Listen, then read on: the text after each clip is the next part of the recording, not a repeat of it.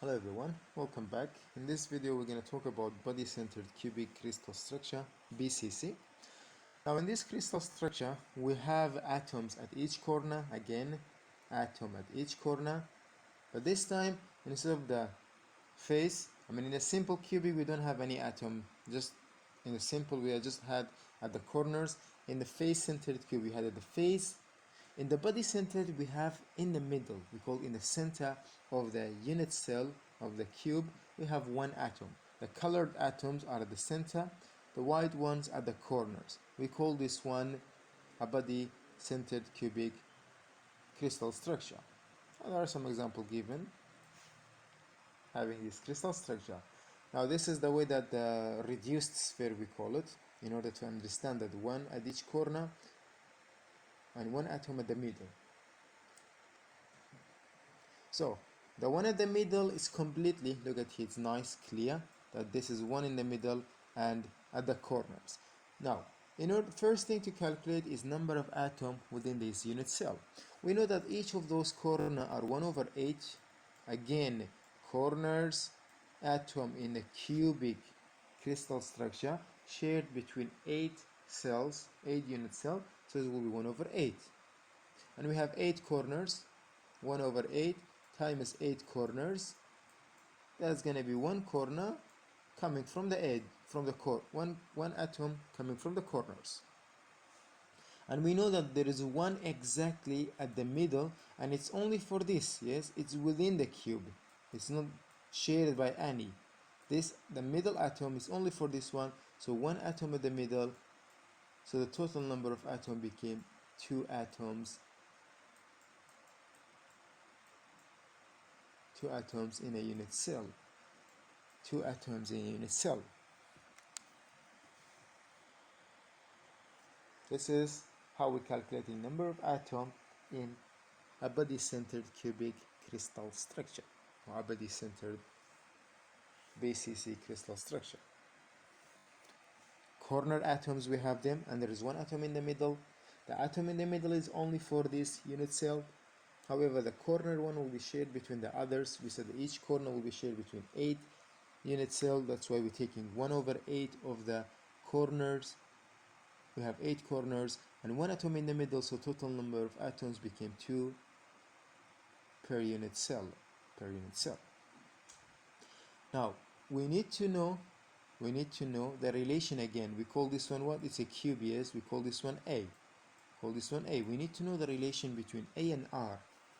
Now the hardest one to imagine for relation between A and R, it's body-centered cube. In the face-centered cube, the relation were easy because at the face was easy. At the face, we had the relation between A and R at the face. The diagonal, the face diagonal, we did it for face-centered cube. But for body-centered cube, the relation that we have it, it is not on the face. It's not on the face. The connection that we have it's diagonal, and the diagonal is not at the face.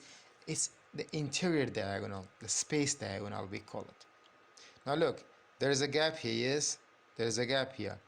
Even here at the face, I cannot say it the way that we did it for face. I cannot say this is for R, yes? It's not for R. Yeah, we know that this is R. This is R. This is R. But this distance between them, you don't know it. It's not R. How much is this? You don't know it. So how do we find the relation between A and R here?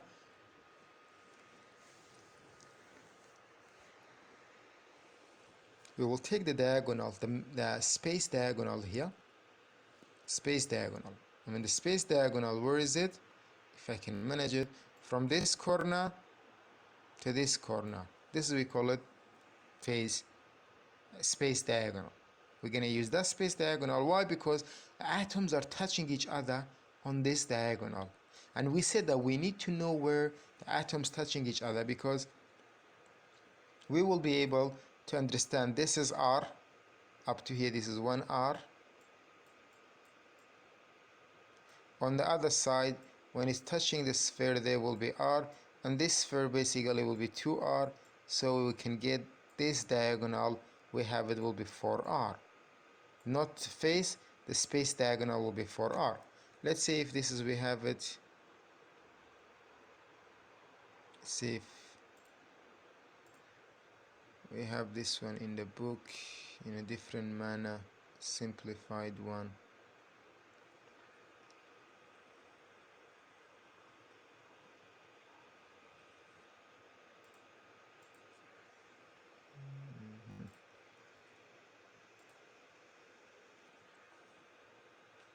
I believe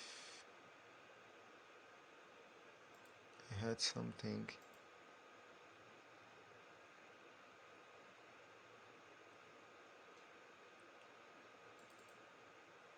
Let's see if this is,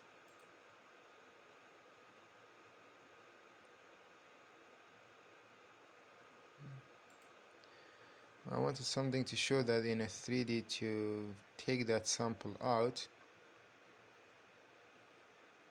but I don't have it. Now the way that you imagine this one, I wish that there was one that this is not there.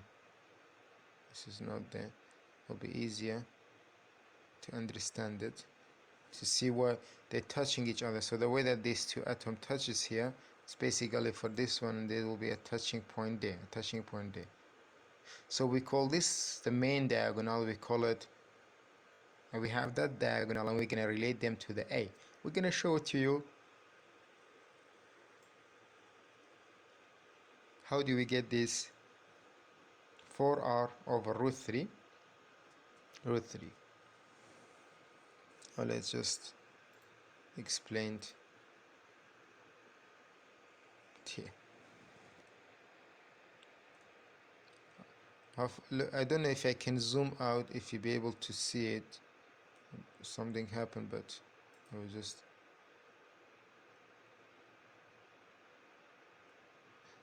now let's draw a cube. I want to do this one detail.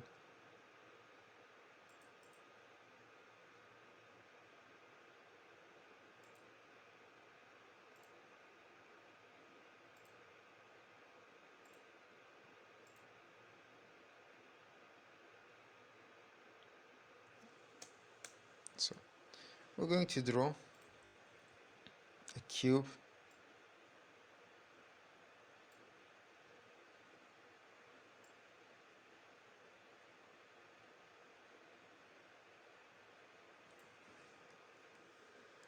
Let's see there. This one is better.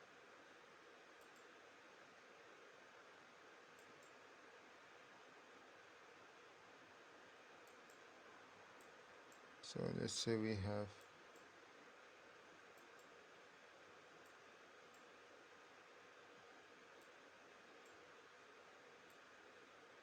to have something, excuse me, maybe I have it, yes, I have it here, so I can simply use this one. It's easy. Yes, it's already drawn. Now we have a cube here, and we're going to do the calculation over this cube. Now we know that there is atom at the corners, one in the middle. Now we said that the way that those atoms are touching each other is from the diagonal. I mean, from this diagonal, space diagonal, to this, or the way that can be easier, from this one to this diagonal. This is, we know it. Why? Because there's a corner atom, there's the middle atom, and there is a corner atom here. They're touching each other. So the corner atom will be R. There is up to a part, we call it R there. Then there is this corner atom up to here, it's R, and the one in the middle will be 2R. So the total length of this diagonal will be 4R. There's also R. So R here, and 2R here. So the total length of this diagonal will be 4R. It's 4R. Then, since it's cube, we know that this is A. This is A, and height also is A. We know this one because it's cubic. We have the lattice parameter a at each side.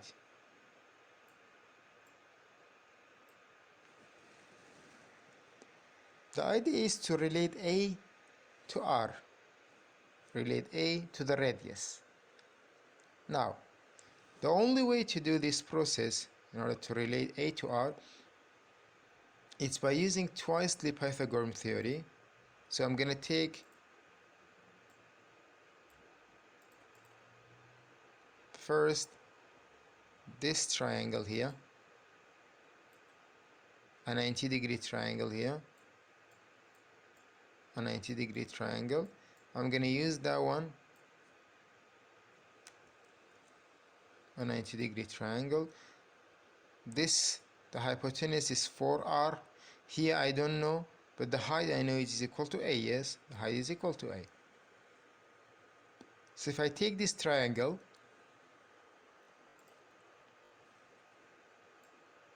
and bring it here,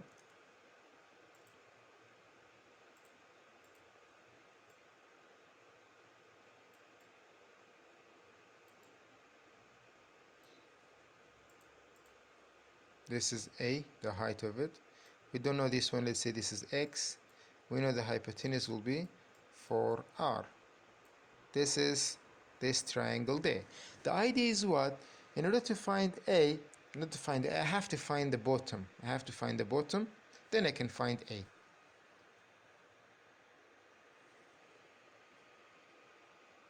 First we have to find the bottom, then we can find a with respect to r. So from here we will find x first. X is basically this one here at the bottom. This is x. Then if I have x, I can find a at this small triangle here. While writing it down, we know that a square, just gonna type them, will be faster for me. We know that a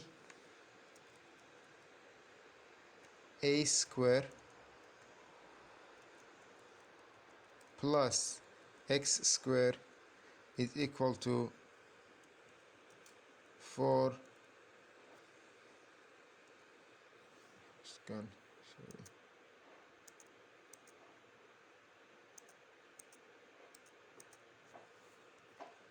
4r square.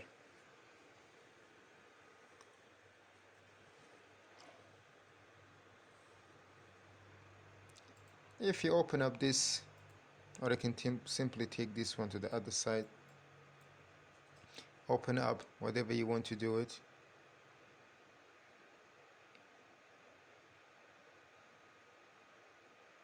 You can just simply find x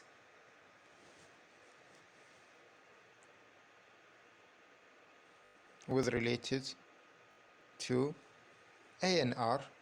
But before going, this is going to be longer methods. This can be, let's just do it. So let's say x square here, x square is going to be equal to, I will leave it as x square equal to 4r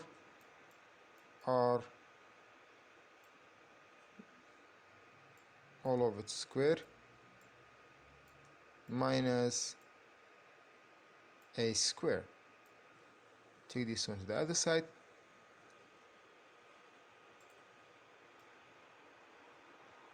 I get x squared to be like this. I don't want to go further. Now, if we take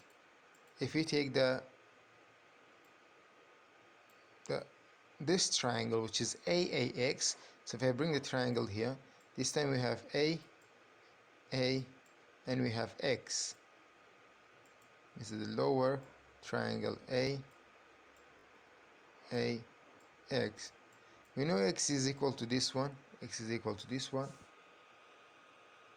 So we can write what? We can write here, find again a square plus a square is equal to x squared. So basically x squared is equal to 2a2.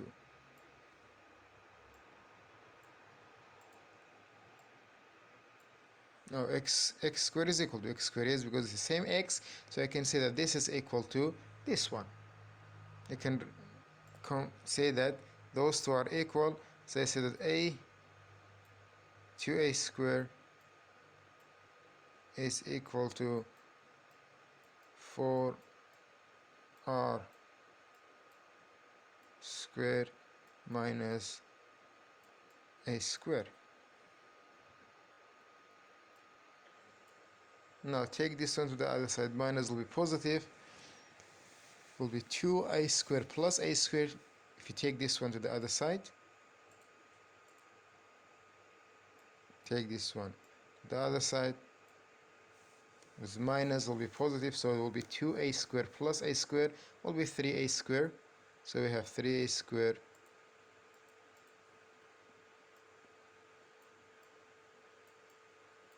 equal to 4r squared.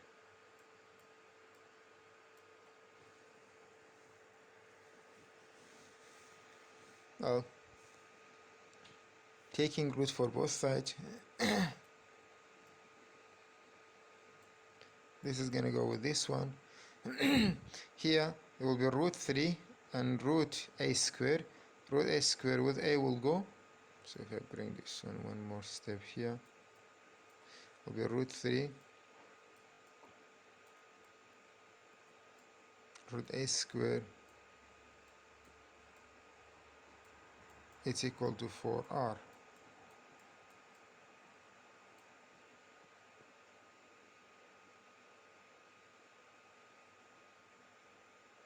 Well, in that case, it's going to go with this one here. We can say a is equal to 4r over 3. And this is the final answer that we had it here. So the idea is, in a body-centered cube, to know the relation between a and r, we will take the space diagonal here. We'll take the space diagonal 4r, and then we call this one a, the height of the cube. This one we don't know x, so we find that in the common between those two triangles is x. So from here x we found it became like this, x is 2a squared. On the other side we found is equal to this one, and we equate them together, and with just simplification, we found a to be equal to 4r, root 3 here, 4r over root 3. 4r over root 3. 4r over root 3. This is the relation between the lattice parameter and the radius of the atoms in BCC crystal structure. That's 4r over root 3. The coordination number here, it's 8 atoms. There is 8 atoms. We have it there. The number of atoms we calculated to be 1 times 1 in the center, and 8 for the corners. We had 2 number of atoms per unit cell. Number of atoms per unit cell, we have it 2. The atomic packing factor, I will come back to it with another video. Now as this is clear here, a and 2 triangle, we used it to see the way. I'm not sure why this picture is here, it's supposed to be different. Let's see if we have one that the center is exactly there.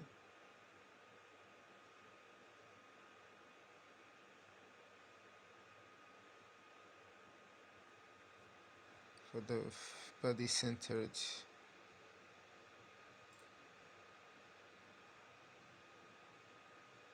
it's supposed to be something like this, so repetitive of this one, the coordination number, basically the closest number of atoms that linked to this. Now how do we know this one, the coordination number? Now you have the way that it's connecting to there will be, if I can manage it here, to do the connection basically here. Let's say it still cannot be clear. The bonding basically, there will be one to this side, one to the other side. There will be one here.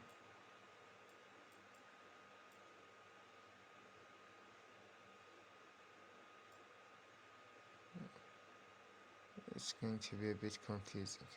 I'll see if I have the 3D sphere, simple spheric, to explain this, the coordination number on that simple spheric. It will be easy to understand. So as a summary for body-centered cubic crystal structure, what do we have to know? Atoms at the corner, we have it there. Now we can even simplify it here for the we can easily, the coordination number can bring it here, the coordination number, and simplified in this manner, like the atoms are connected to, for example, 8